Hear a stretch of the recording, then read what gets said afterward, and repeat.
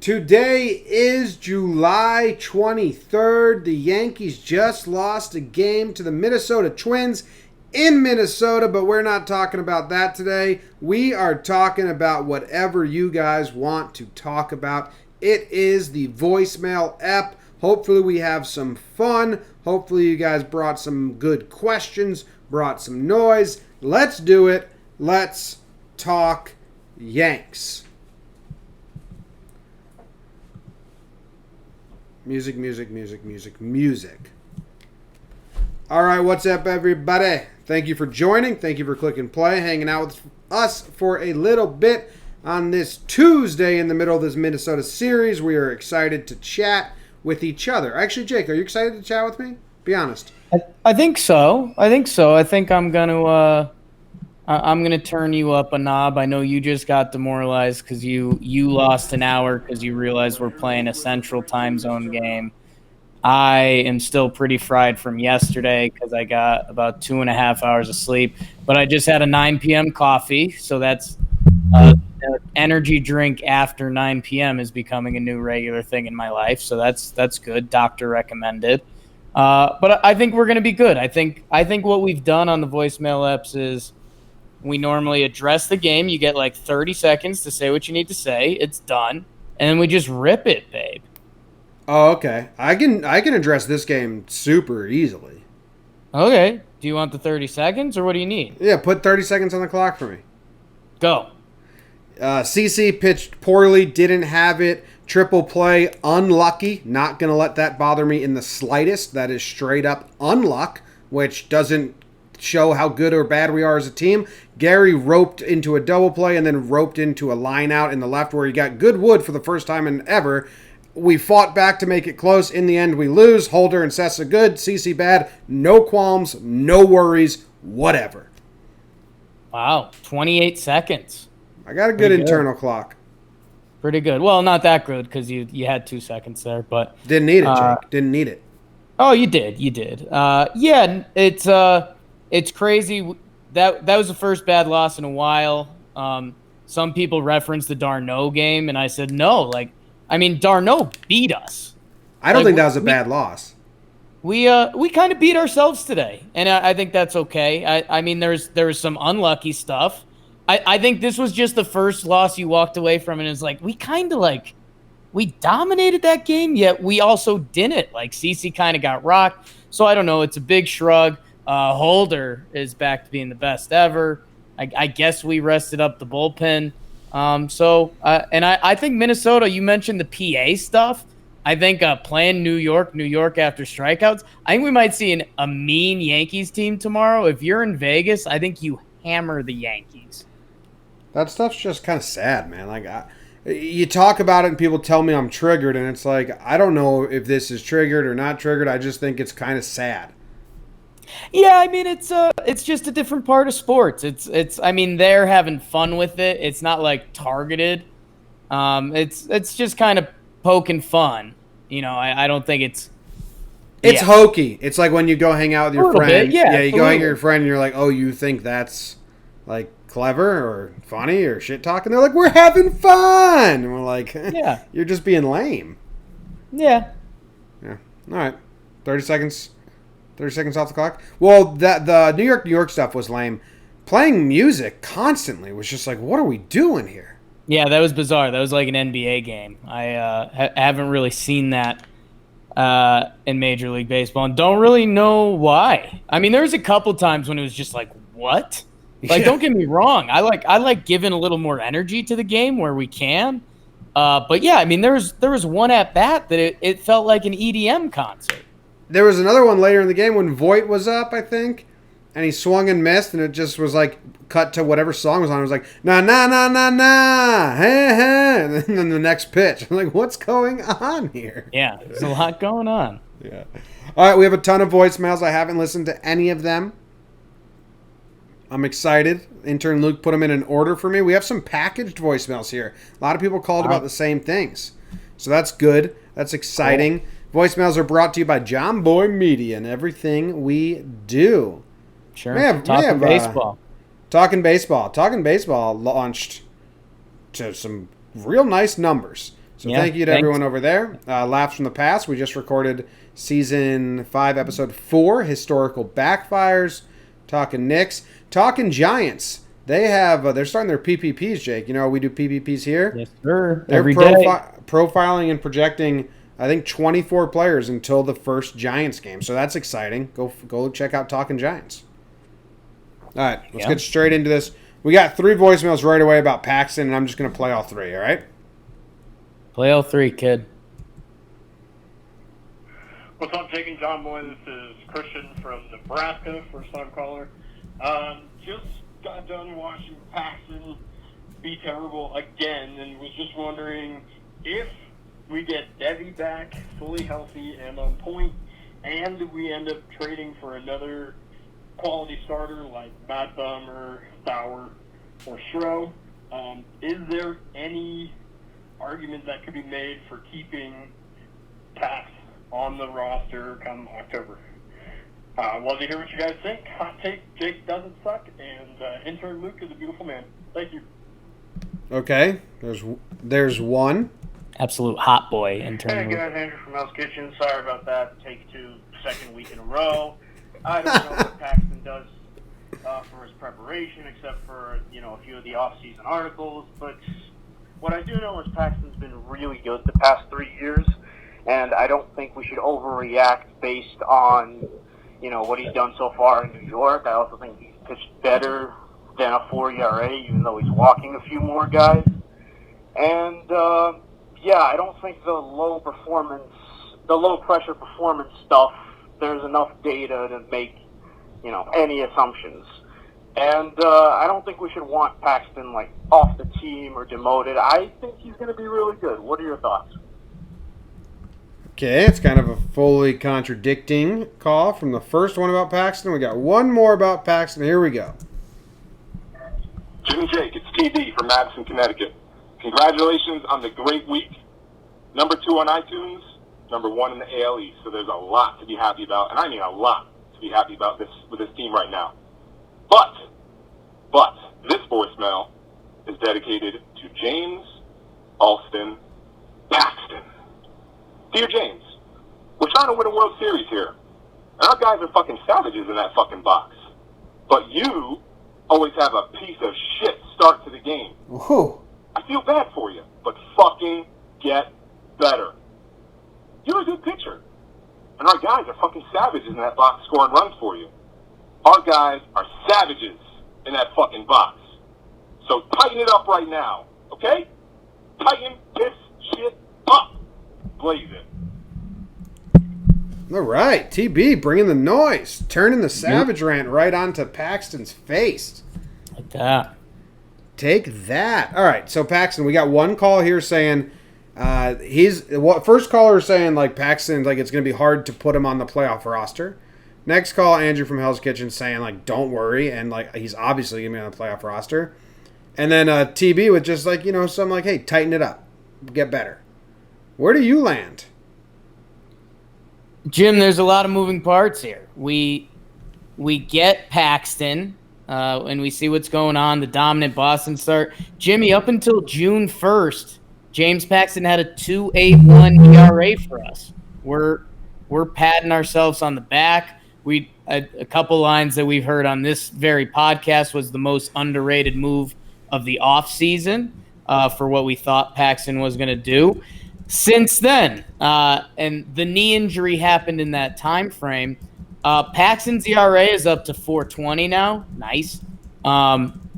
Jim, and he hasn't been consistent enough. And you can hammer that home as much as you want. I know you're big on the energy thing. I'll leave that to you. I'll say this. The other factor that normally wouldn't be a thing is this whole first inning situation, which is absurd. And I get it, and no, the opener's not an answer because Paxton's first inning will still be his first inning, and you just don't do that to a guy who can be of his caliber when he's right.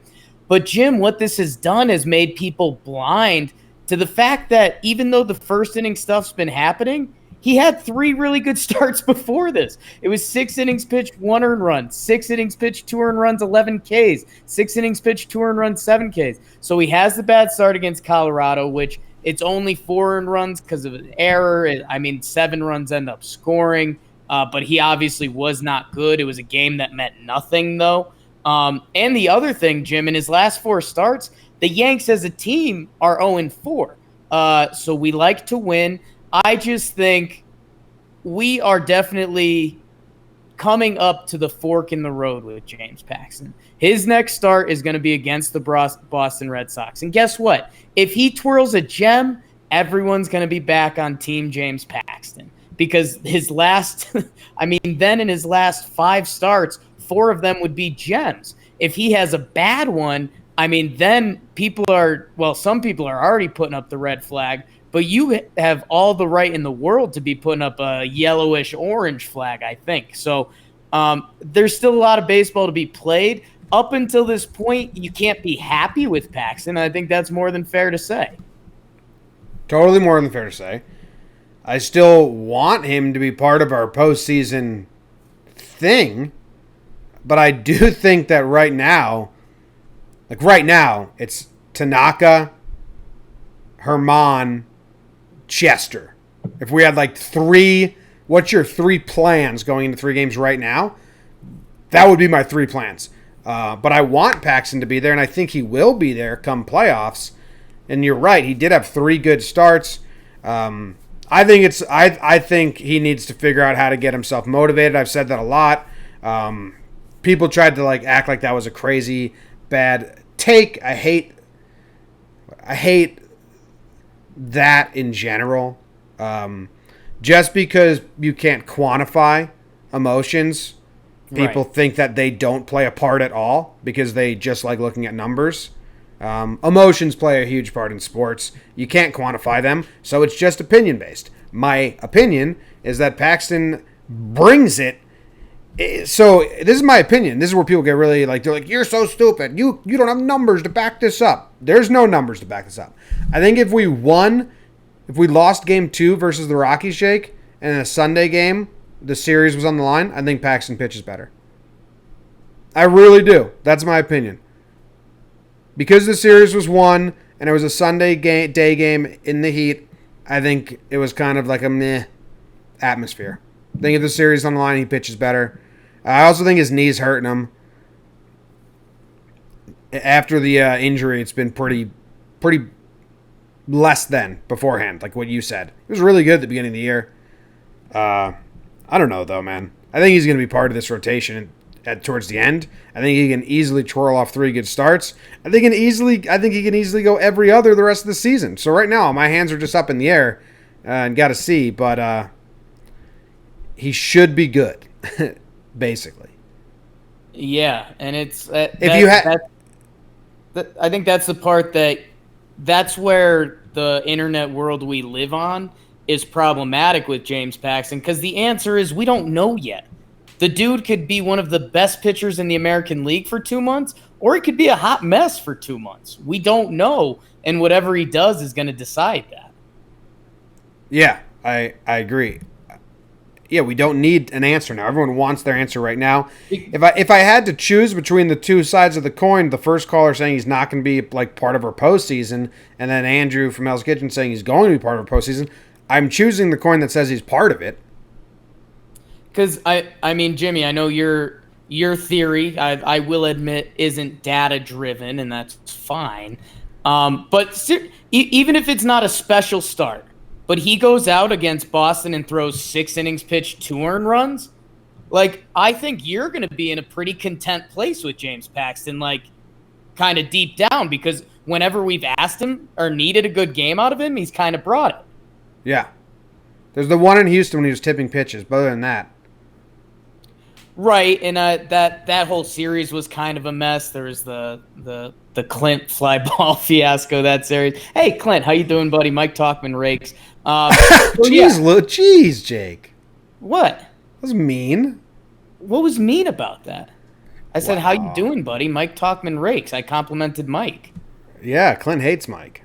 Clint rakes, too. But there's other things. So, yeah, man, I think the honest answer is the book is going to be out on Paxton. But it literally, and if he throws a gem on when's he pitching? Thursday? Yeah, then that's 5 good starts out of his last 7. And 2 great ones against the Red Sox.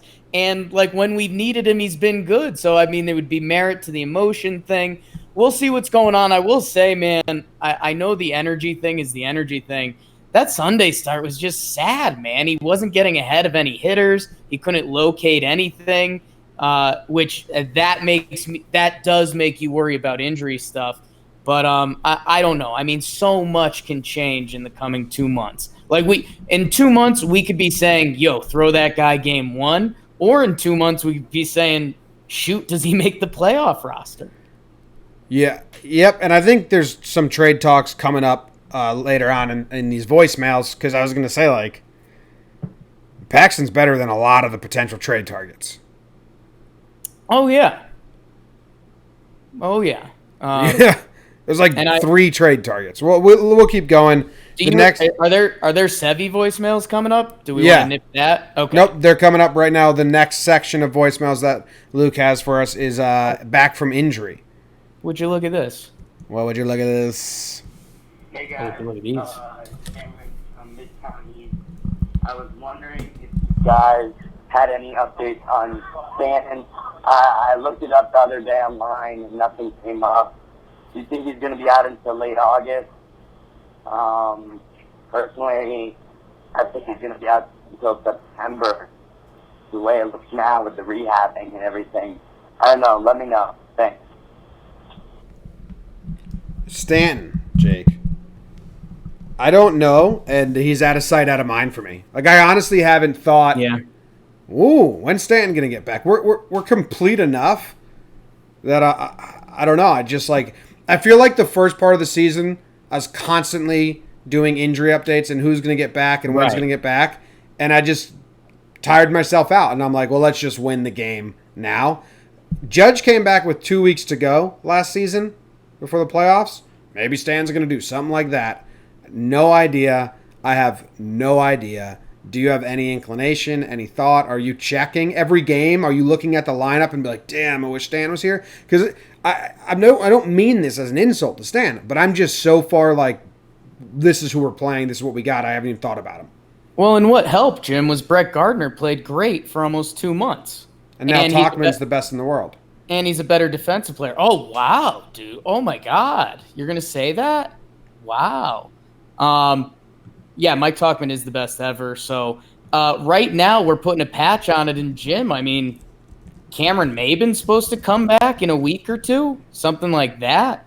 And he'd be a great guy to have on the playoff roster potentially. So I don't think they're going to rush Stanton at all.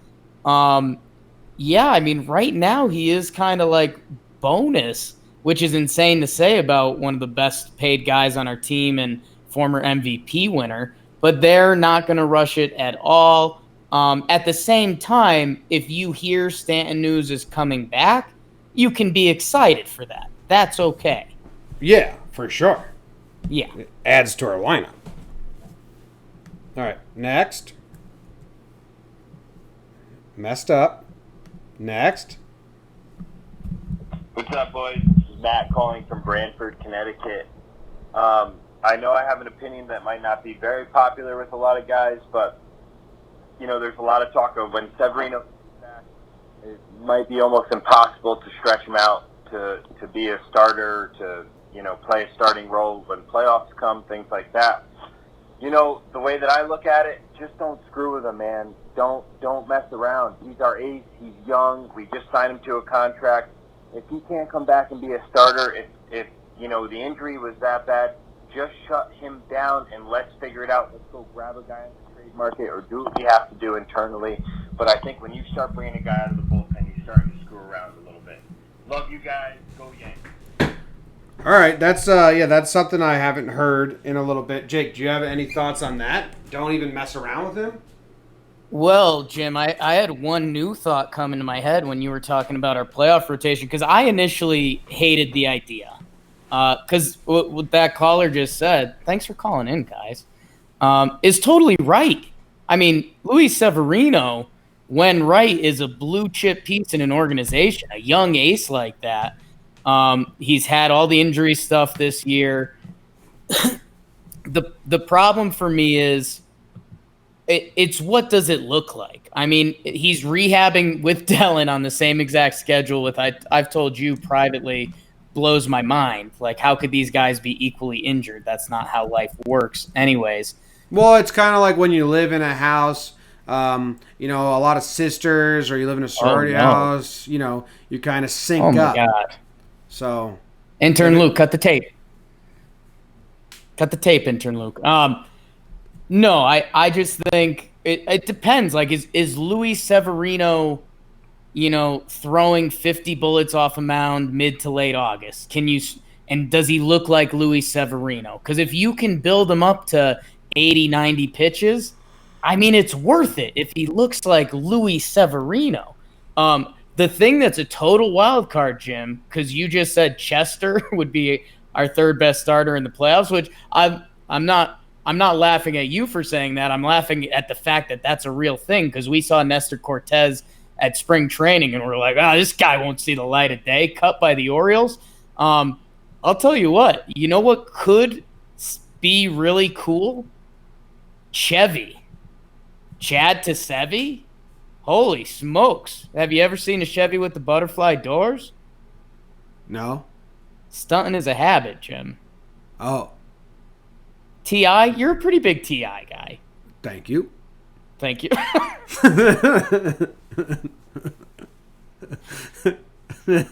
I was going to drop a Buck Showalter thank you on Twitter tonight, but I didn't know how that would come across. If I just type thank you with a period, you'll get that from now on? Nope. It's a verbal thing. All right, I'll have to get a gif of it. But It's a verbal thing only. what are your thoughts, James? Oh, we need a gif of Buck saying thank you like that. Yeah. We need to find that. Yeah. Thank you. I don't see any harm in having Sevy go to the bullpen. Like, if he's cleared to pitch, he's cleared to pitch. And if he doesn't have enough time to build up as a starter, well, then it's shorter to build up as a reliever or a couple innings at a time. And if he can pitch, he can pitch. You know what I mean? Like, if there's any injury, then shut him down. But I think the situation is he's been 100% cleared to pitch. If they run into like another setback, then whatever. So I guess Save it. But if there's no more setbacks and it's just a matter of time, I'm fine with going to the bullpen or being a shorter guy. I guess this would be the question, Jim. Luis Severino comes back, he looks good. But he's built up for like 75, 80 pitches. Do you want Luis Severino starting that game, or would you rather go Chevy?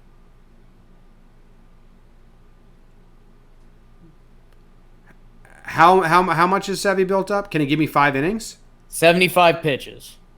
Yeah, start him. Okay. Thank you. I'd start him.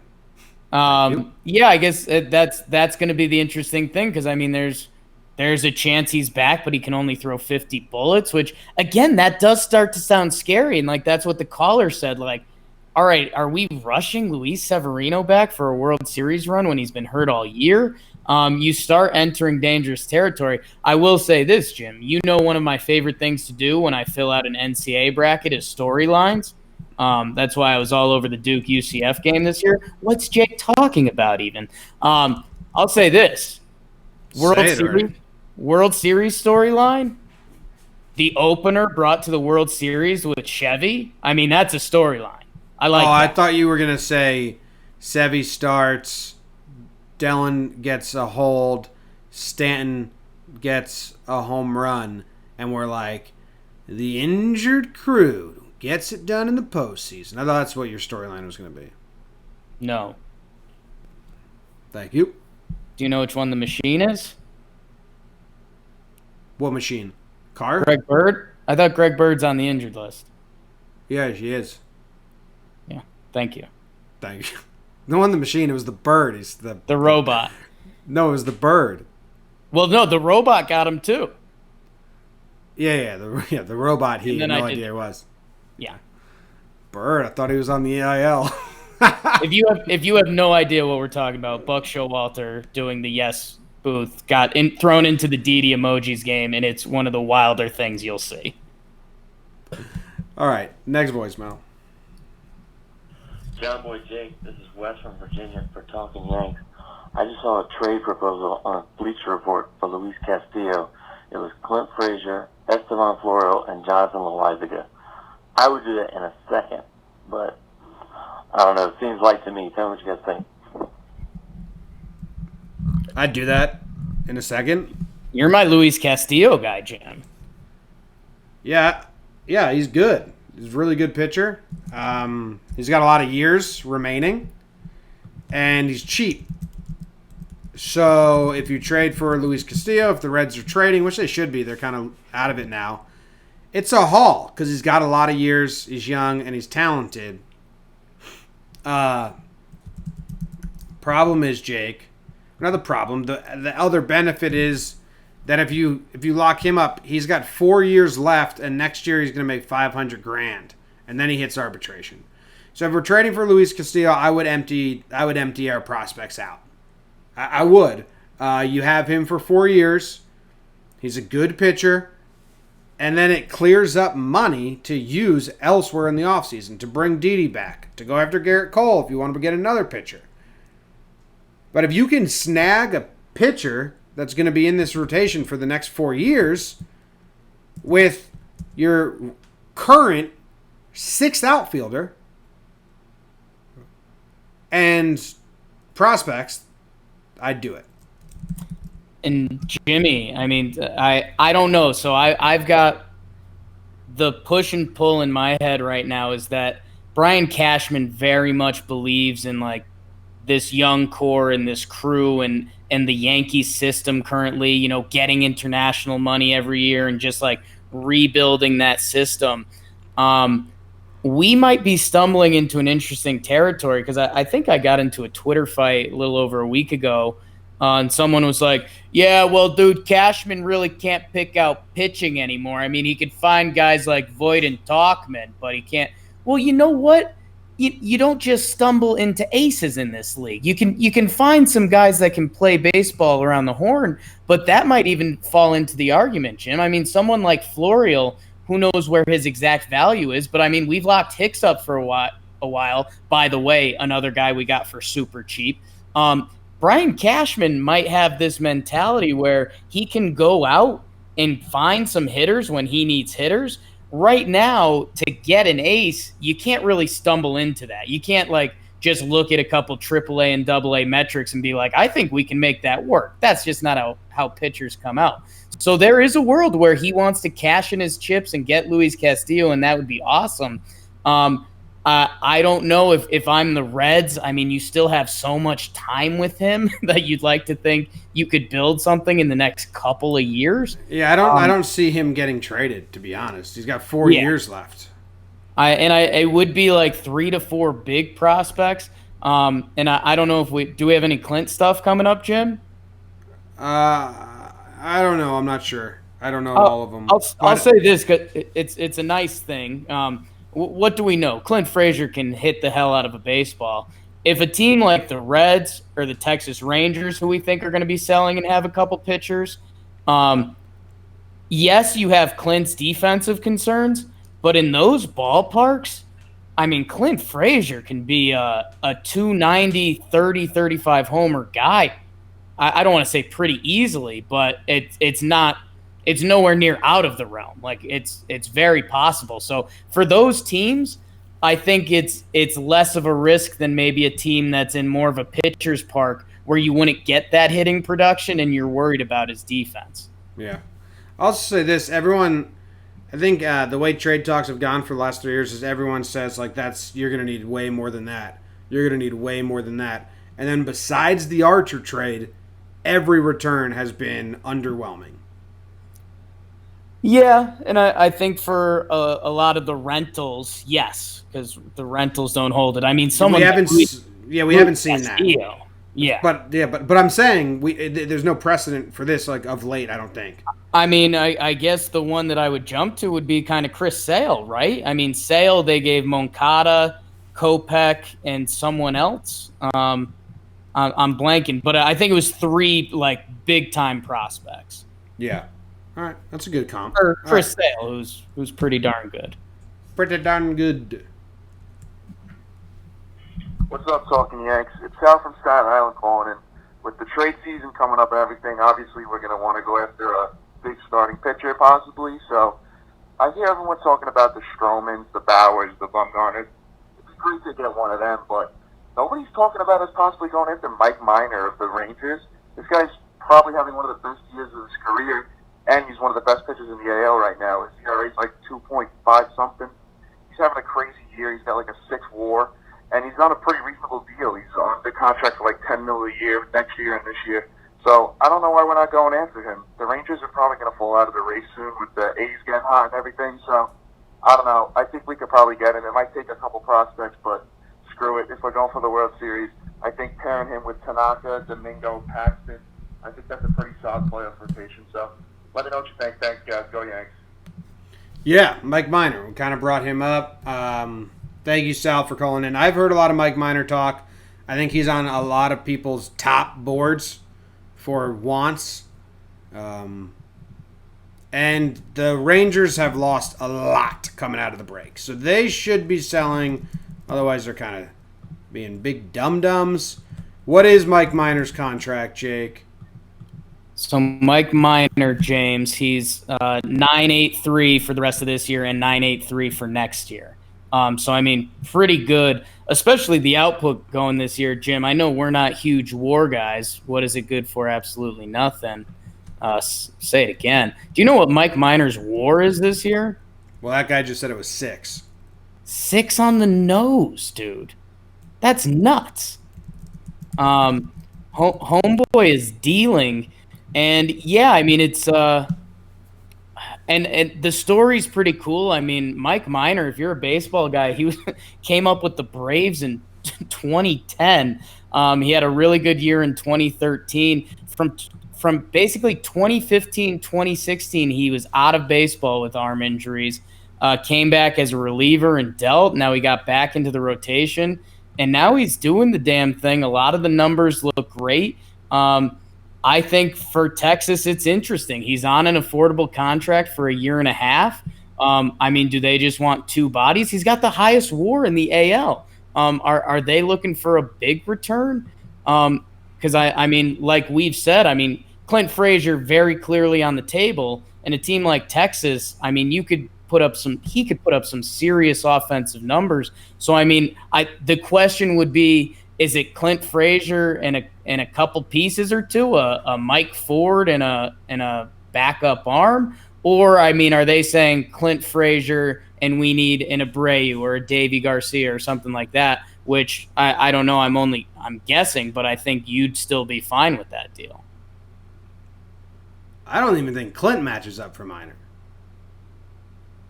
Really? For a year and a half of Minor? Having Same. the best season in the AL this year? Same as Stroman. Like, who would you rather, Minor or Stroman? But you both get him for the same amount of time. Stroman's cheaper. I think you'd say Minor. Think so? Yeah. I think I would say Minor too, but I think it's fair to say Stroman. It's pretty tight. I mean, I'm like 60-40. Stroman's cheaper. Stroman's strikeout numbers scare you a little bit, but he is a ground ball pitcher, so there's some good things there. I think Minor, pitching-wise, is technically having a much better season. Yeah.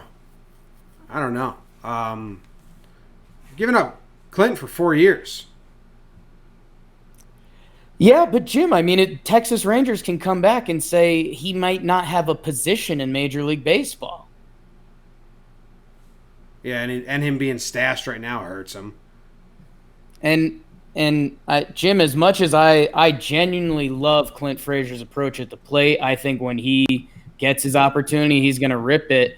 I mean, even his numbers this year, I mean, he had an 843 OPS, which is good. He's currently lifetime 262, 314 OBP, 787 OPS without being able to necessarily play a position. So although I think he has this incredible potential as a hitter, other teams can look at the Yankees and kind of not give him the double birds, but I don't know. They're not paying for Clint Frazier like an elite prospect. So Triton in the chat right now said that John Morosi, he said that the Yankees might be able to get Stroman with Davy Garcia as the headliner. And I think that's a fun one for you because you got a couple short pitchers there. And Rick Nelson. So, like, if that's the cost, I don't know if that's real or not. I mean, Morosi's a good reporter. All speculation. It's all speculation. Like, if that's the cost for Stroman, then you're not trading Clint for Minor. It's less than what you think. All these trades are less than what you think. Oh, see, I think Davy Garcia is more valuable than Clint. I guess that's just, I don't think Davy Garcia is going to be a good professional pitcher. Right. I do. Yeah, okay. That's interesting. Yeah, I see that as, I'll give Davy away like that. Right. No, I think Davy's a pretty legit, the strikeout numbers, the futures game, all of it. Davy's pretty real. I think his worst case is like an elite reliever. I still think he's got a chance to basically be Stroman, but with more strikeouts. Yeah. I think that's what he's lining up for. I think they are shopping him hard right now. Right. So who knows? I don't know. These are just what I think. Whenever they pump up a guy like this, they shop him. The last guy we saw this do was with Chance Adams in 2017, and they shopped him hard, and no one wanted him. Right. And this feels exactly like that to me. Yeah, a little bit. I mean, the strikeout numbers are insane, and just like performing at the futures game like that, I think it's a little different. Yeah, the futures game is an exhibition game, like, and he threw like a couple innings. Right, where they pick the best players and people they think are going to be future stars of baseball. I get that, but it's like saying he pitched really good in an all-star game. Like, it's an exhibition game. Oh, it's not his performance. It's the fact that he's there. Like, the Yankees didn't do that. The Yankees didn't slip Rob Manfred a couple $100 and be like, hey, can you take Davey to the futures game? Like, that's not how it works. Yeah, but I mean, I feel like Justice Sheffield and a bunch of people have gone to the futures game. No, it's the prospect game, man. Yeah. All right. One more trade talk. Hey, what's up, boys? My name is Doug. I'm from Long Island, and I was wondering if I could get your take on the kind of argument that I've been seeing around on social media, whether the Yankees should go after Bumgarner or Stroman. Now, I know, obviously, those aren't the only two targets, but it's been something that I've seen more common than others, and I feel like some of the arguments that I mostly see from people is that Bumgarner is, not even that much older. I think he's only a year older than Stroman, but I looked a little deeper, and he's got almost 1,000 more innings than Stroman, not even including postseason. So I was just wondering if I could get your take on that. Thank you. Go Yanks. They're different. I mean, if you're comparing Stroman and Bumgarner, it's not the same thing. One guy's a true rental whose cost won't be that high. Like, I don't think Bumgarner's cost is going to hurt you at all. It's just you just got to outbid the next guy, and collectively I don't think every team is going to break the bank for him because he's a true rental. Stroman, San Fran might not even be selling anymore. Yeah, I don't think San Fran is selling anymore. They just came back and beat the Cubs, I think, Jake, in game one of this series. I think so. And we're 2 weeks away, right? Yeah, the Giants just came back. Wow. The Giants man. We're 8 days away. Yeah, and the Giants just came back and beat the Cubs. They won it. They scored 3 runs in the 8th, Jake, to win 5-4. The Giants are on a magical run. We talked about this in depth on Talking Baseball on your show, but just a little brief thing. Giants love servicing their fans, and if they think they have a little bit of magic run, they will prioritize a chance at a magic run over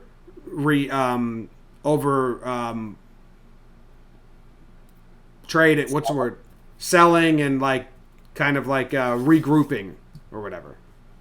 So I think Bum's not even on the table anymore. And I also think Bumgarner's the type of dude where he goes to the owner and he's like, "We're in it. Yeah. Here, I'm gonna waive all my trades. I'm gonna pitch for you. We're in this thing, baby." Get me in that wild card thing, and you know what I'll do. Yeah.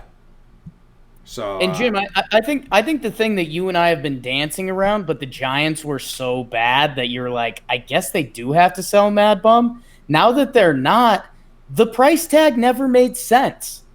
Like, if the Giants were going to get rid of Madison Bumgarner, they were going to want at least a real prospect that they could say, hey, I know Madison Bumgarner was the face of our franchise, but he's got to go. And teams aren't going to pay that for a true rental, like you're saying. So it never lined up that way. Now that the Giants are playing good ball, it doesn't make sense for anyone. Yeah. Yep. All right, next is a new category on the voicemails that Luke has labeled General Current Miscellaneous.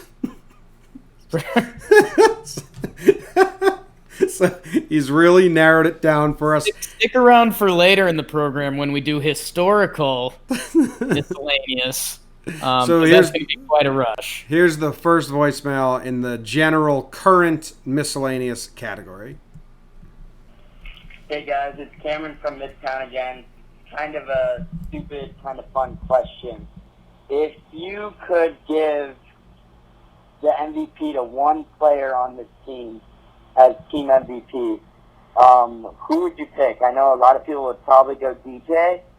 Some people might go Gary. Some people might even go Voit.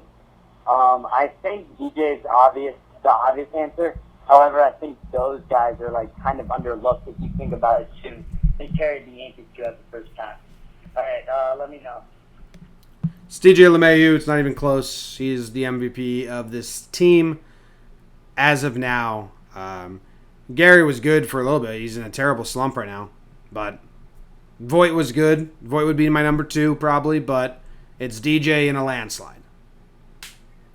Yeah, I think Voit does really have something to say, which I don't know. It just seems like sometimes you wouldn't say that, but he is having a great year. But yeah, I mean it's DJ LeMahieu. All right, that one's easy. Next. What's up, Talking Yanks? This is Nick from Utica, New York. A little bit of an angry message. Just finished watching that awful game that Chapman just blew against the Rays. Little upset. I have 2 quick questions. It looked like Chapman was sweating out there pretty good. It looked like it was pretty hot. And he still didn't pitch too great. It was probably one of the cheapest indicated in home run. All right. Sorry, Nick. Chapman had electric stuff in that game. His fastball was hitting 101. His slider was breaking like crazy. It was a matter. It got Darno'd, and it was a bad pitch mix. But he was sweating a lot, and his stuff looked fantastic. So it adds up. Sorry. What's up, guys? I called the other day. Not sure if I want to make it on because I called just after the Rays game. You guys had the voicemail. Same guy. A second after, so I just missed it. But I'm watching the Yankees versus Colorado here in Game 1. And Tauchman's having a heck of a game. I don't know if there's anything that Katie Stats got to throw out there about his exit velocity or anything going on about his hitting, but he's really looking good out there. I've seen him multiple times swing right through 92-mile-an-hour fastballs. He hit a single up the middle on a 97-mile-an-hour fastball. I don't know what's going on with him. He's having a heck of a game. I was just wondering what you guys thought. If there's anything extra you guys have to add, let me know, and go Yanks. Yo, I forgot that there was a series when Talk, like at the end of his first stretch, was just straight up missing 92-mile-per-hour fastballs. Yeah, man. Do you remember that? Yeah. He just got 3 more hits in this first game versus the Twins.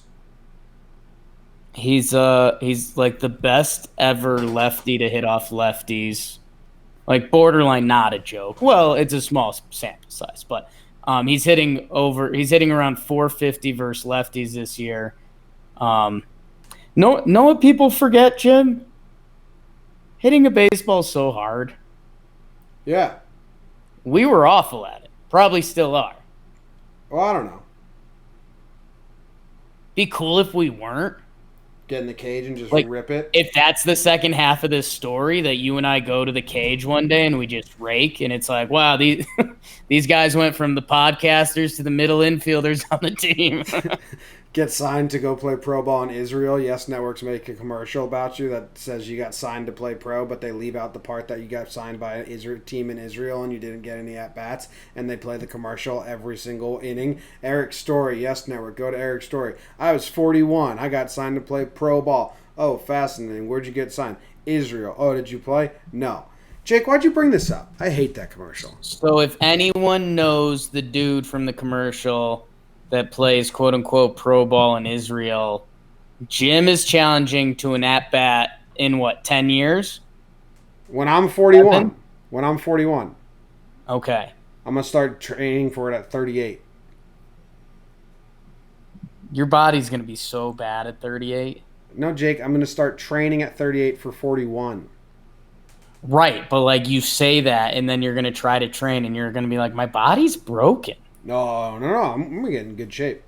We went to the boardwalk for one night, and you and me were we would have had to go on the IL for 10 days for one night throwing baseballs at the boardwalk. Yeah, but that was at 30. Right. 38, I'm going to be in shape. I'm going to hire a personal trainer. I think I got bad news for you. Someone remind me to remind Jake when I get to 38 that I'm starting my in-shapeness life. Remember when I showed you, I told you, I was like, dude, I tweeted a picture of Jack Black and Kyle Gass. Yeah. And I said that it was you and me doing Talking Yanks in the future, and it got 250 likes. And you're like, dude, we're not that fat. And then you looked at a picture of them when they were our age, and you're like, oh. Yo, I'm not going to get like that. I know that you've resigned to you're going to get fat. I'm not. Not like that, but if you think you're getting in better shape when you're 38, I think you're out of your mind. Oh, I am. I that's so wrong. Once I have money and I get out of this rat race, right, I'm going to start doing things more. Once I can afford a personal trainer, I'm getting there. We're going to have that in 8 years. You ever seen Prez when he was starting Barstool, grinding 15 hours a day versus him now? We're going to have our glow-ups. And then I'm going to beat that 68-year-old Israel baseball player. Right, but the people that do the glow-up, you're like a big family guy and stuff, and that stuff gets in the way of that. Why? Because you're taking care of a kid, and you stay up all night, and then you don't want to work out, and then you go to work. It's like life. It's called life. Yeah, I'm going to beat it. All right. Thanks for the face. All right, bud. Jeez. We're rooting for you, but... Oh, you're actively rooting against me right now.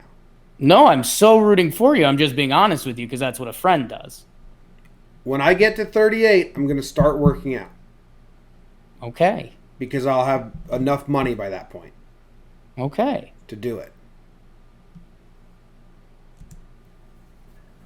Hey, what's up, guys? This is Chef Josh calling in from Manhattan. A chef. Just finished watching CC against the Rays Game 2, getting the team all fired up, getting the benches cleared. Just want to know, it's CC's last year. Who do you guys think is going to be that lightning spark for us? Who's going to be the pitcher that'll go out there and hit a guy if he needs to? Who's going to be the one to protect his players that way?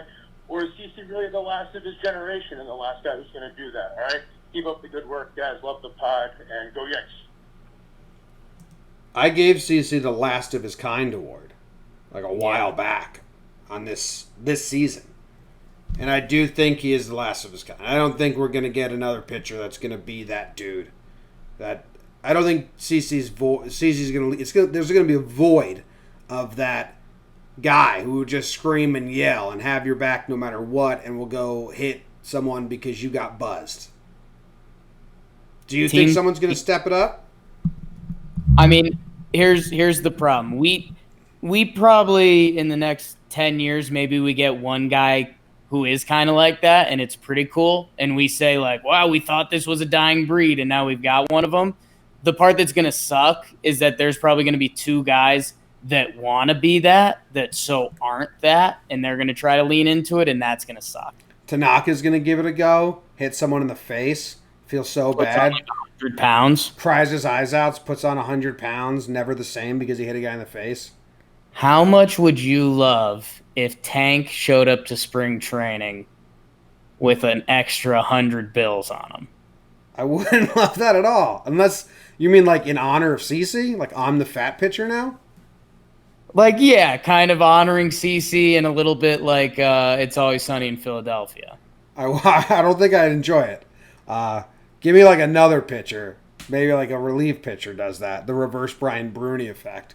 Or no, I'll tell you. You would Keep love Tank Keep Tank. If I told you that what you would like would be like Jordan Montgomery. Like CC. Jordan Montgomery comes back from surgery. He's just fucking plump as hell. You're like, whoa, Gumby, what the fuck happened? Like he shows up at spring training and they're like, wow, Monty, you're looking pretty big. And he's like, yeah, CC's last advice to me was pitch big. It's like CC did not mean this. Is Monty part of our plans for next season? I think so. It's crazy. Next voicemail. Did we answer that question? Tough to say. It's a dying breed. John Boy and Jake, what is up, Nate? Joe from Westchester. Saw something on Twitter, somebody's theory of like what the four fingers could be, like when they throw it up. Like when they get a big hit or score somebody in. And it's the four goals of the season: division, ALDS, ALCS, and World Series. Let me know what you guys think of that. Again, it's not mine, just something I saw. Love to hear what you guys think. Jake, why are you laughing? Why are you laughing? Go on. Why are you laughing? Go on. Why are you laughing? What are you thinking? I've got one theory. Shut up. I've got one theory. Give me your theory. I think they're just pretending their fingers are four worms. I couldn't believe. It's gonna suck when we find out. It's gonna suck when we find out. I could not believe when that video went around Yankees Twitter, and they were like, "I think I cracked the code. I think it's the four goals of the season." It's like, you think you cracked the code that we all cracked in spring training, or that we like? Everyone keeps like finding these new guesses. They've all existed since spring training. The "you should have walked me" existed in spring training. You didn't hear about the four worms theory I just showed you. That's a new one. But everyone keeps saying, "I figured it out. It's you should have walked me." We all guessed that in spring training, the day it happened. It's the four goals. AL Division, ALDS, ALCS, World Series. We all guessed that in spring training. Oh, it's because they played four outfielders in spring training. No, I went back, I ran the tape. They did it before the four outfielders were played. That is not it. Oh, I'm going to take all four bases. We all guessed that the first day it happened in spring training. But I keep seeing people like, "I think I've got it now," and then they just say something that's been discussed ad nauseum. I think it's so dumb. I think it's so immature and stupid. And we're going to feel like such fools for thinking it's all these like secret things. Someone told me that it was the fire emoji. Just flames that they're acting out. And I was like, I hope that's it. That's so stupid. Yeah. Everyone was like, oh, putting their red strings up. Listen, I don't ever want to find out. And I mean that. Oh, you're going to find out. We're going to find out. It's going to suck. Everyone's going to say it sucks. So let's just have it be a thing. It's a four fingers. In my head, like it started as the fire emoji. And then one of the guys read, they were like, oh, it's the four goals of the year. And they were like, yo, that's kind of good. Like, we should roll with that, right? Like, I think that's literally going to come out. Like, the guys were like, I don't know, Hicksy threw him up. He thought he was like, score me. and then we rolled with it. And then, yeah, someone said the goals thing, and that was a lot cooler. So whatever it comes out, you're going to be disappointed. And here's some more history on the Four Fingers. When they did it in spring training, it had to be sideways, like you were throwing up a gang sign. Had to be sideways because Bird did it, and he held it upright with all his fingertips facing the sky, and they mocked him and like, dude, go sideways. And then he went sideways and shook it. So there's some more history since I have a history on this stuff. I almost want to make it my pinned tweet. I don't know what the Four Fingers thing means because I get asked every time I tweet a gif of the Four Fingers. But the people that ask me, they don't go to pinned tweets to read. Like, they just ask, which is fine.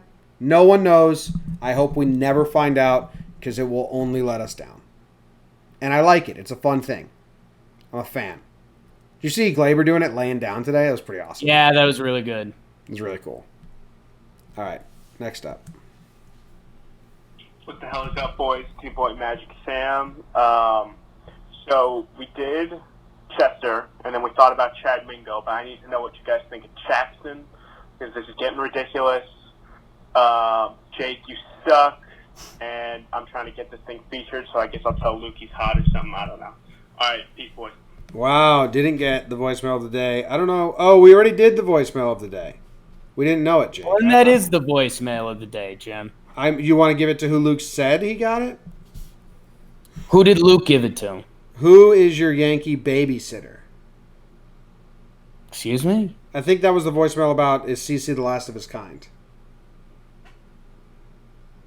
I mean, that doesn't sound right. How's Luke labeling these? I don't know. Is he labeling these like we do awards now? We've moved on from the miscellaneous general current section. Right, that category we use. And now we're in the fun category, which I like. Luke's going to be mad at me for saying that. He's in the chat right now. We'll make Magic Sam's voicemail the voicemail of the day because we also have to give a shout out to our partners at Mazer Gaming. I'm going to do the read. Mazer Gaming. Head to Mazer Gaming for all your gaming needs. You like games? They got 'em. Teams, controllers, games, start buttons, restart buttons. You can play by yourself or with others through a computer screen or on your own in your house. Mazer Gaming. You're saying gaming? You sound like a Cabela's commercial. You sound like you're talking about hunting. Hunting? Come in for your gaming needs. You sound like you're about to go on a hunting trip with Bruce Bochy. Yeah, but it's gaming. So anyways, Mazer Gaming. They do video games, by the way, if you didn't get that from Jimmy's thing. I said controllers, screens. Say controllers. That was important.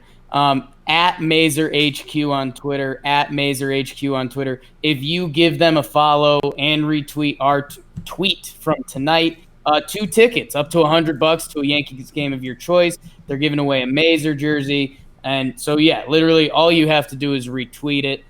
They're really cool guys. They like our vibes. If any of you are gamers, go check them out. I don't care what game it is. Roller Coaster Tycoon. Ooh. Oh. I might draw the line there. Crash Bandicoot. Only the Great Wall of China one. Q*bert. Yo, Crash Bandicoot had some great sound effects. If you had to name like the worst video game you could think of, what would you say?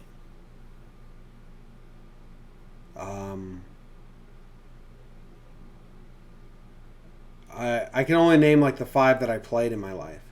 Right. Okay. So I don't know. Okay. Good one. Galaga. If you're into gaming, go check out Mazer Gaming. Good guys. At Mazer HQ on Twitter. Go check them out. There was some monster truck game. Metal Cage. Ooh. Rage. Okay. That everyone liked on PlayStation. I didn't. You know what I'm talking about? Cool story, man. Dude, you don't know what I'm talking about? I think I do, but I like that you're in a hole right now. You don't know. You have no idea. Magic Sam's voicemail. Metal Thanks, Mason, Gear. baby. Metal Gear Solid, but that's like a shooting game. I think you're talking. Are you talking about like the cars that like fight each other and shit? Yeah. Yeah. That's a good game. You can't remember it either. Oh, I've got it. You got no idea. Anyway, I know it. I'll say the initials are TM. Those that know. You don't know. I know it. I just admitted it to the people, so now you look folkish. Total Magnets? Sorry for all of our non-gaming listeners right True now. Metal. Tell me it before so I can move on with my life. Twisted Metal. Yeah, Twisted Metal Blue. I hated that game. There's too much going on. You're kind of right. It had its moments. So Luke's- opener for Paxton? No opener for Paxton. Because all you do is cripple him mentally even more by not Exactly. putting faith into him. Well, it was kind of the Holder situation tonight, because if it does work, hey, that'd be super cool. But No, I just think the the guy that's supposed to be a big time starter for us needs an opener. It's like a terrible message to give to Paxton and to the other team and everything. Listen, Paxton needs to fix his own shit. Bottom line. Yeah. Luke says the real voicemail of the day. Luke says I just straight up skipped it, which is my bad. Okay, nice. What's up, John Boy and Jake? This is Liam calling from Albany. First time caller here, so I have a bit of a random question, but hopefully a fun one for you guys. So I'll have the hypothetical scenario right now. You've got a date night plan with your wife/girlfriend, and you have to choose a Yankees player on the current roster to babysit the kids. Who are you guys choosing? So would you think you would pick a dependable babysitter, the one who would put the kids to bed on time, or do you think you'd pick the cool babysitter, the one that would put the kids stay up later, bring the best board games, and may let you double up on the dessert? So hopefully this sparks a fun conversation. Love the podcast and really appreciate the work you two put in. So yeah. All right, this one is such an easy answer for me. I'm choosing the fun one and the most dependable because they're the same guy at CC Sabathia. He's got got 6 kids. Wow. That's who he is, like, as a human. Like, fun, can turn it on, but dependable. Family guy. Yeah, it really is a good call because the kids are going to have a blast. Oh, so much fun. Buddy's going to keep him in. They're not going to get... They're not going to cross him at all. Nope, they're not going to get out of line. It's the easiest pick. And then if Amber's involved as well, I might as well, I just got them new parents. The S6, man. Okay, that is a really good answer. I was dancing around a little bit, and I also landed in kind of a combo answer, Jim. And I guess this depends on your kids a little bit. I was going Didi Gregorius. My problem there is my kids are just going to be like, Dad, you suck once I get home. Like, Right. I want them to still be Well, excited. they're going to say that after CC, too. You know that. No. They'll be like, CC will be so good at babysitting that he'll be in fun uncle mode. And then he'll lay like a couple lines a little too stern. Like, I ain't your dad. So then when I come home, like, CC knows exactly what he's doing, man. Okay. Didi's just going to show them so much cool stuff. And Dude, like I kinda dress have- cool. And he's going Yeah. to be like, I got your dad's birthday. And then I'm like, what? And then I'm going to come home and be like, yo, Didi's cooler than you, Dad. Yeah, so I mean, I think my kids have already factored that in, so I'm all right with it. But like, dude, Didi comes over and he basically puts on a Mrs. Doubtfire performance without the drag. Like, Didi cooks like a 5-course meal. Like, if you've got a baby, he's like 5-course holding meal? Your kids are going to Yeah. hate that. Can we just get the Twinkies Dad usually gives us?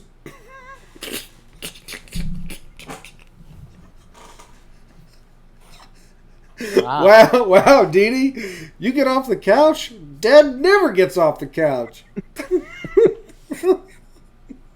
that whole you're going to get fat rant has really come back to haunt me. Oh, dude, I forgot to hold the butter. Oh, yeah, you were supposed to hold butter this episode. If I do it for the rest of the episode, does that count? Do you have 2 sticks of butter in your house? Not 2 sticks. I mean, there's butter. What kind of butter do you have? It has to be 2 sticks of butter? I both hands holding a stick of butter each. Oh, I didn't know that. That sucks. That's the visual in everyone's head. Damn. All right. We'll do it next time, I guess. Next up. Moving on. Talking Yanks, it's Will from that BX Burrow. If you had to sabotage one game and field the worst lineup using the current 40-man roster, who would you start? Assuming pitchers have to pitch and hitters have to hit. Damn. Saying Greg Bird in center, starting holder, and I got Ellsbury behind the plate. Oh. Keep it up, boys. You're killing the game. I'll hang up and listen. All right. So we can change up positions too? That's what he's saying, yeah. But pitchers have to hit. Damn. So Right. I got Edwin in center field. Let's go around the horn. Because that's going to be easier for me.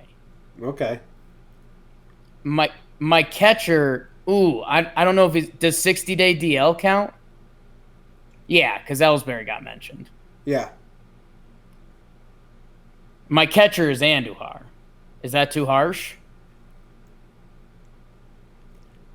That was so mean. Supposed to be a fun game. Came out too harsh. He came out too harsh. Came out too harsh. I'm just picturing the Major League 2 when he can't throw the ball back to the pitcher. Yikes, now you came out too harsh. Okay, so Andor's behind the dish. Andujar's behind the dish. Who's at first? Clint.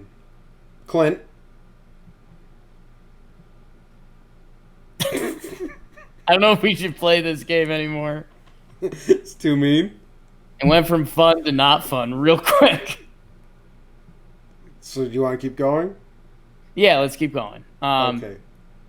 Second baseman. Voit. Ooh, yeah.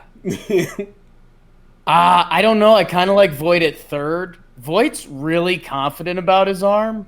No, Voigt's that short. Mean. This whole game's mean. I want out. I'm tapping. Okay, Jake's out. Yeah, every position we'd have to say a mean thing about a player. Yeah. All right. Cool. Did you see my? My spot on the Cespedes Family Barbecue show, the Change Up on DAZN? Zone. They made me rank my 3 least savage Yankees in the box. Well, I didn't see the rankings. I watched the first 5 minutes or whatever. I didn't see the rankings. What were your savage rankings? I did for most savage. I did Gardner, DJ, and Voit. Okay.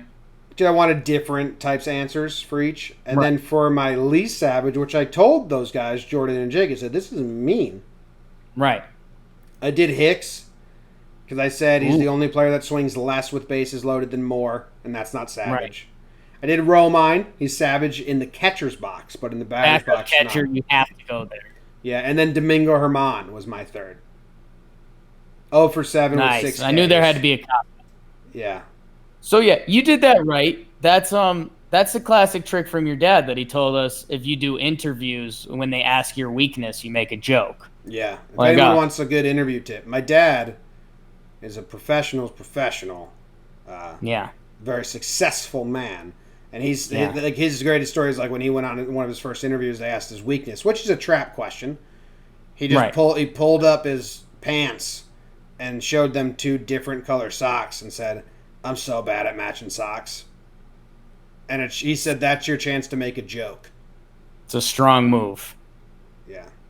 It's a really strong move. My weakness. Is that you're probably going to eat both sticks of butter after you hold them? Coming to work. What? Okay, what do you think some of your weaknesses are? What are you worried about in this job, Jake? Well, I'm pretty worried about coming in every day. You're not coming in. This is a coming in job? Hey, John Boy Jake. Hey, Bill from Austin. Hey, so I'm wondering, let's just say you guys go to a game at the stadium, and you guys go for some post-game drinks, and then the team shows up, and they're like, hey, John Boy Jake, you guys know us so well. Here's a few $100. Go buy the first round of drinks. So what do you guys get for each player? I'm thinking for Paxton, probably like Canadian Club. For Tommy Canley, maybe like Red Bull vodka with a shot of Jaeger on the side. What do you guys think? All right, go Yankees. It's a good question. We got to buy drinks for the bar. There's so many beer guys. Can we just name all the beer guys? DJ LeMahieu, you're getting him a beer. Like a Bud Light. Yeah. Brett Gardner, probably getting him a Bud Heavy.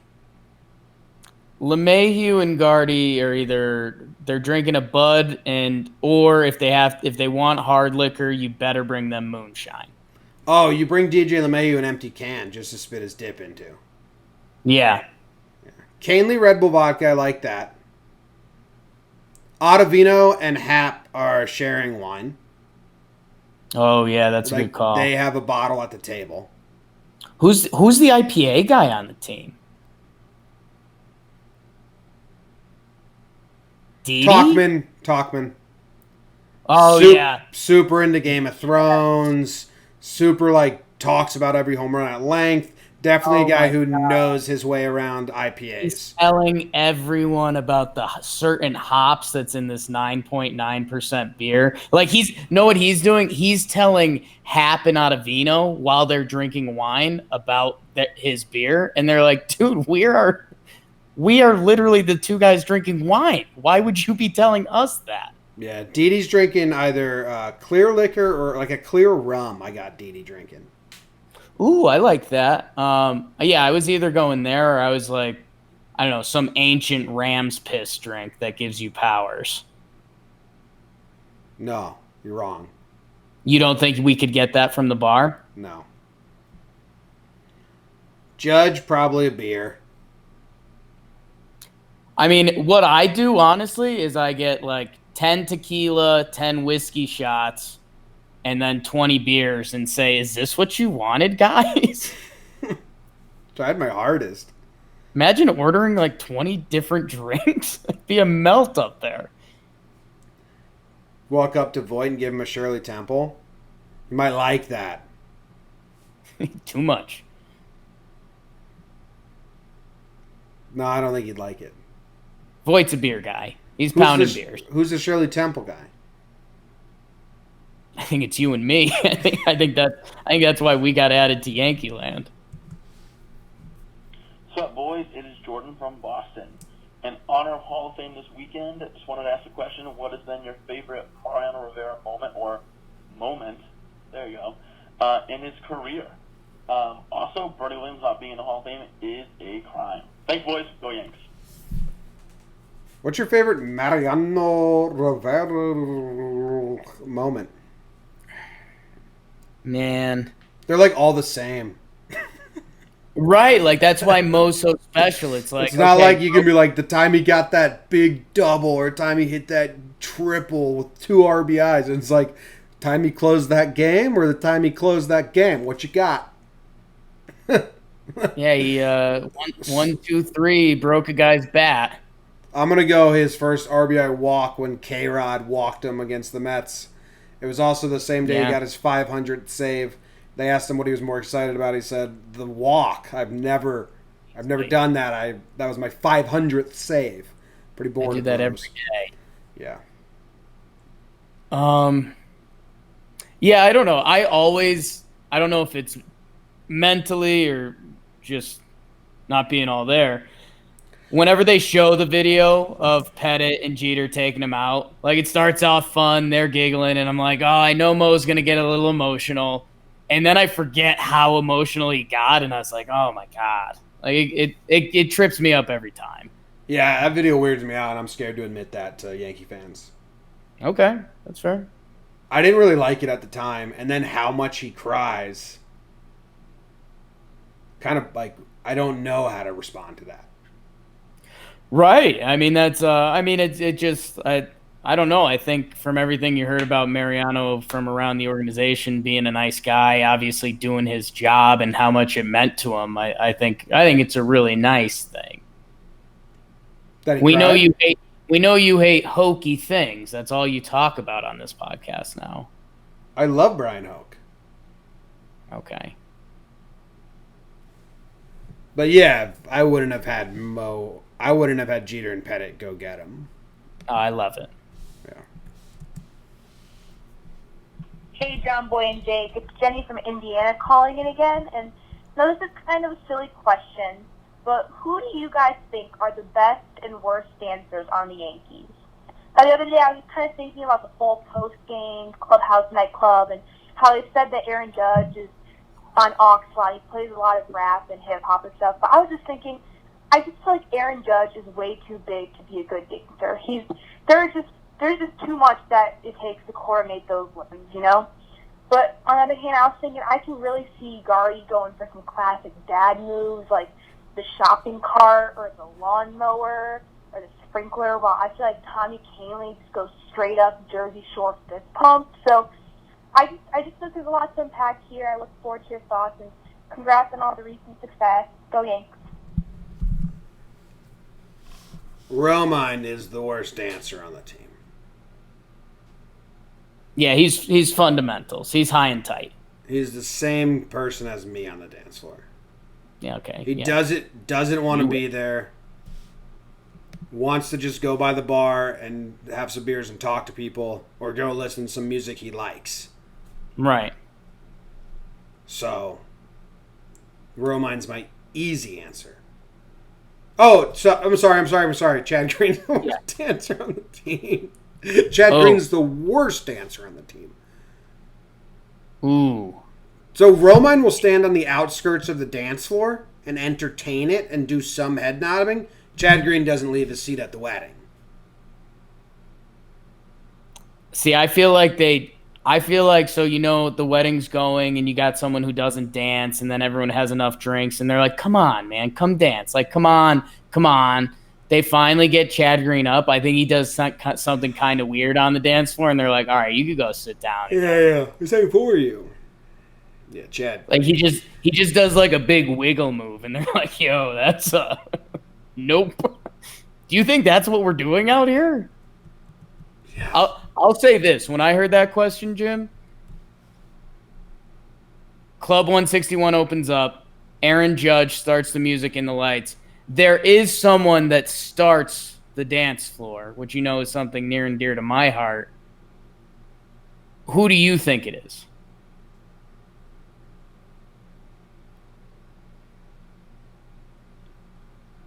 Gio. Whoa.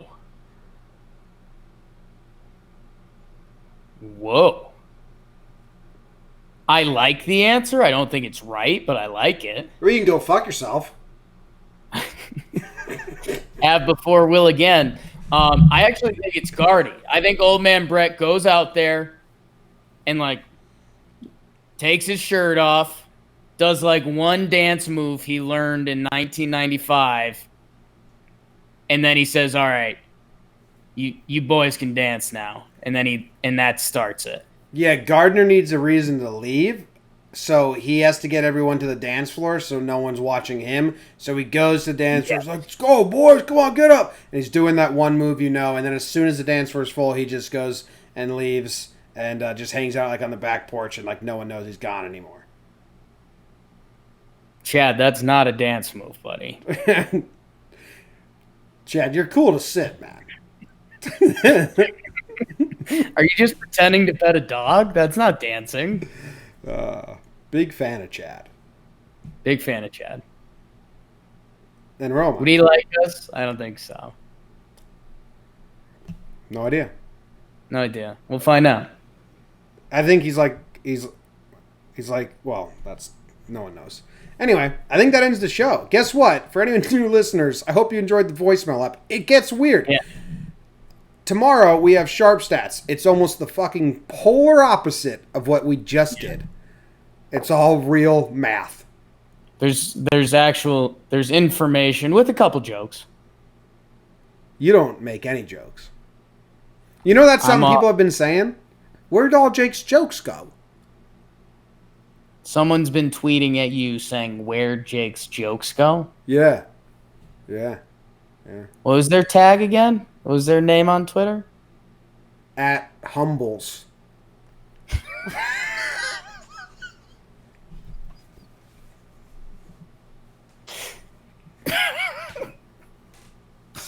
Well, guys, you for those tuning in live, you've seen one of the loopier episodes in Talking Yanks history. I guess we're happy with the success. So if you didn't like this, we'll come back at some point. But but I think Go look it up at Twitter, man. Go look it up on Twitter. At Humbles.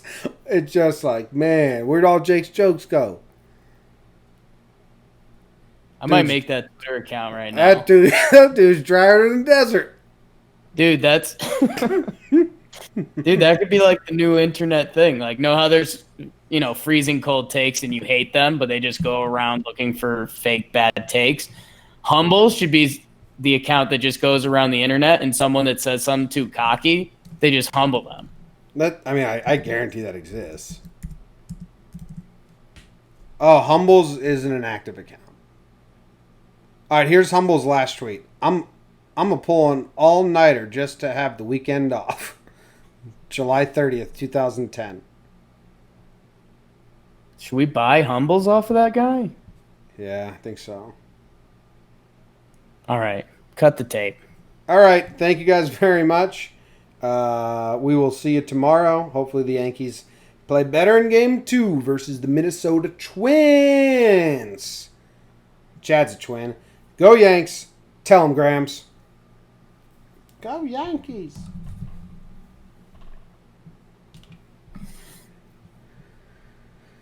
Got you pretty good there. Humbles.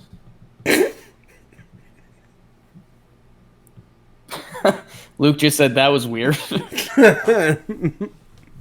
Not saying it's not. Wow. Where did Jake's jokes go? Damn, Humbles. Used to be a joke guy. All right. I can't believe it's 1:30.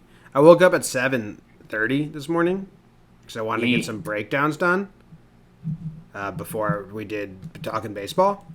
Right. So I've had a full day, and then I woke up at 7 so easily that I said, I'm going to do this again tomorrow. Right. So that's when we started the show at midnight that I was super bummed out. That's why I got so bummed out. Because I was like, oh, I guess I'm not waking up at 7 tomorrow. Yeah. So I still have to edit this, and because I don't have a soundboard, I have to manually put all the voicemails in where I played them. Bullshit. You want me to read a random tweet to you that I just got? If you want. Let's see if I got any good new tweets. That breakdown of the girl at the festival is going crazy. Got 1,000 retweets, Jake. It's nuts. The Rays have a great fan base. They just don't like going to Tropicana Field, which is obviously silly on their part because it's a great place to watch a baseball game.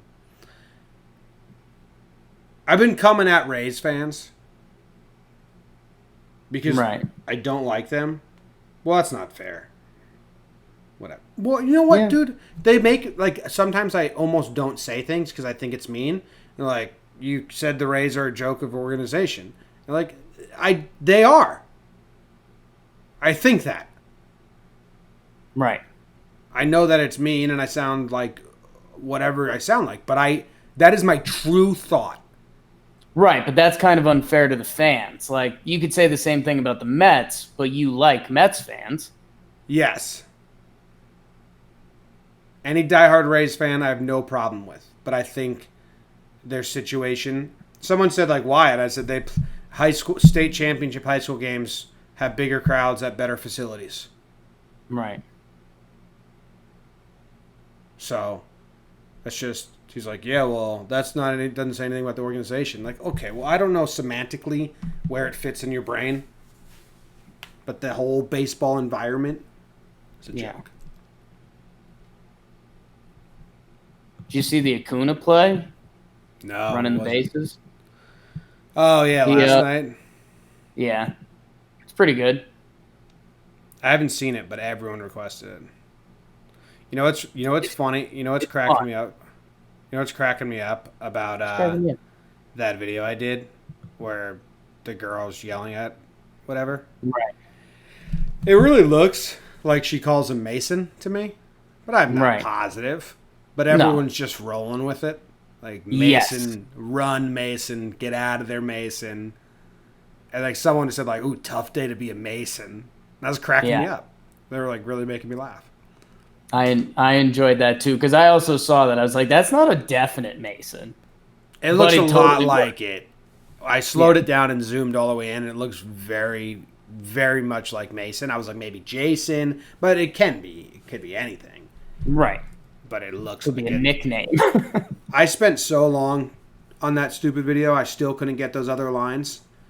I spent like stupidly long, all the way zoomed in on her mouth, trying to figure it out. Because I wanted it, like everyone wanted it to be he cheated on her. And like she was clearly saying something like that. Right. But the more I watch it, the more it seemed like he made, like there's one point where she's like that I was sleeping on the floor. Like it seemed like he made bad plans. And she's like, I wouldn't have come if I knew the sleeping arrangements. But I don't know. Funny video. Some guy on YouTube. I told you this already. He tried to get like one of the first comments that was like, "This isn't what we come for." And the next like 10 were all like, "This is hilarious," and he just deleted his because he was trying to set the tone, but he got lost in it, and that made me laugh. It's like in your face, butthead. Remember that. Remember that, you butthead. Remember that. I do feel bad though if that girl sees that video and like now her life's kind of like blown up. She has. Yeah. And that's fine. I mean, it was on Barstool for a day before. Yeah. So you're in the clear.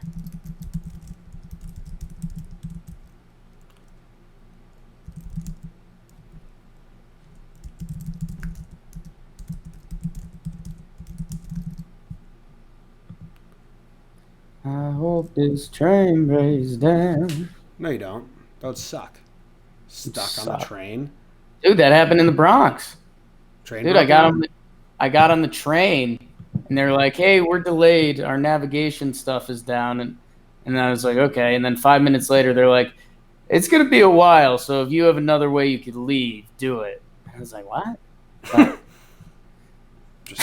Just you just want me to leave? Didn't everyone take the train to go somewhere? So I don't know. I ended up Ubering to Grand Central, which actually wasn't bad. Nice. All right, I gotta go. I gotta start editing this, get it up, All right. and then I'm out of I here. uploaded. See you tomorrow morning for JJR. I'll see you tomorrow morning for JJR. Well, we can say goodbye. See